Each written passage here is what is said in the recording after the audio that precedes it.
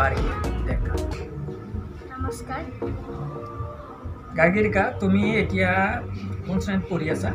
Class 4 class 4। স্কুলখনৰ নাম কি? মহৰ্ষি পাব্লিক স্কুল।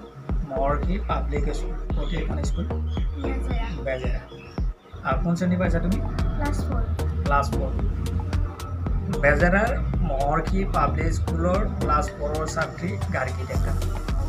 তেওঁ ইতিমধ্যে কাৰাটে খেলত বিভিন্ন প্ৰতিযোগিতাত অংশগ্ৰহণ কৰি সফলতা অৰ্জন কৰিবলৈ সক্ষম হৈছে। আমি জানিম তেওঁ এই মুহূৰ্তলৈকে কি কোন ঠাইত প্ৰতিযোগিতাত অংশগ্ৰহণ কৰি সফল হ'ব পাৰিছে। তুমি এতিয়ালৈকে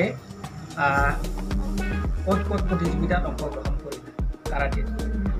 ৰঙিয়া, ডিব্ৰুগড়, চিপাঝাৰ, মঙলদৈ, লখিমপুৰ এনেকৈ গৈছোঁ। অসম এই কামৰূপ দৰং বুলিয়ে নহয়, অসমৰ বিভিন্ন জিলাত তেওঁ ইতিমধ্যে কাৰাটেৰ প্ৰতিযোগিতাত অংশগ্ৰহণ কৰি স্থান লাভ কৰিবলৈ সক্ষম হৈছে। ইতিমধ্যে তেওঁ বিভিন্ন মেডেল মানপত্ৰ লাভ কৰিবলৈ সক্ষম হৈছে। তুমি মাইনা, তুমি বেজেৰাৰ কাৰাটে ডো একাডেমীত কাৰাটেৰ আনুষ্ঠানিক শিক্ষা গ্ৰহণ কৰি আছে। তোমাৰ কেতিয়া তুমি স্কুলখনত নাম ভৰ্তি কৰিছিলা? এই কাৰাটে স্কুলখনত বছৰ হ'লে তোমাৰ কাৰাটে তোমাৰ সম্পূৰ্ণ ডিপ্ল'মা কমপ্লিট হৈ যাব। আচ্ছা, তুমি কাৰাটেৰ বাহিৰে আৰু অন্যান্য কিবা সংগীত নৃত্য বা অন্যান্য খেল ধেমালিত তুমি জড়িত আছা নেকি? কাৰাটেত এতিয়ালৈকে তুমি কিমান পুৰস্কাৰ পাবলৈ সক্ষম হৈছে? মই এতিয়ালৈ 10।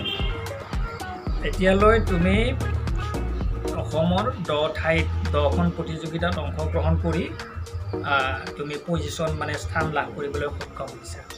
নিশ্চিতভাৱে এগৰাকী কণমানি ছোৱালী, ক্লাছ 4ৰ ছোৱালী, তেওঁ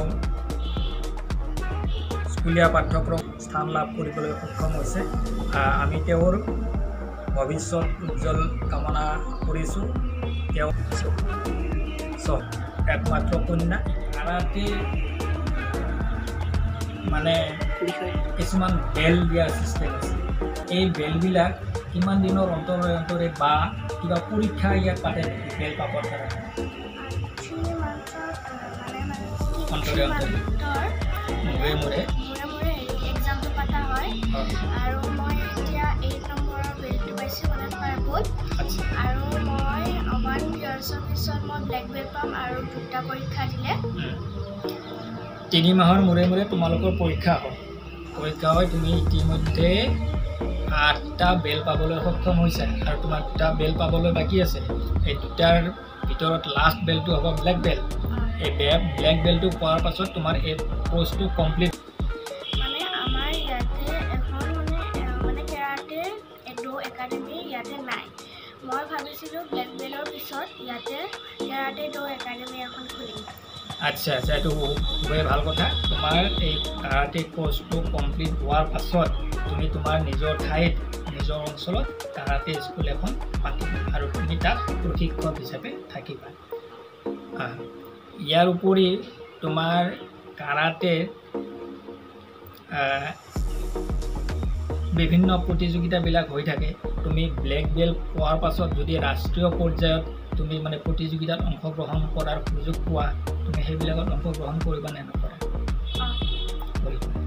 কৰিবা। নিশ্চিতভাৱে তেওঁৰ হেঁপাহ আছে যে তেওঁ পৰৱৰ্তী সময়ত ৰাষ্ট্ৰীয় পৰ্যায়ৰ প্ৰতিযোগিতাত অংশগ্ৰহণ কৰিব আৰু তেওঁ নিজৰ অঞ্চলত এখন কাৰাটে শিক্ষানুষ্ঠান এখন প্ৰশিক্ষণ কেন্দ্ৰ এটা তেওঁ স্থাপন কৰিব।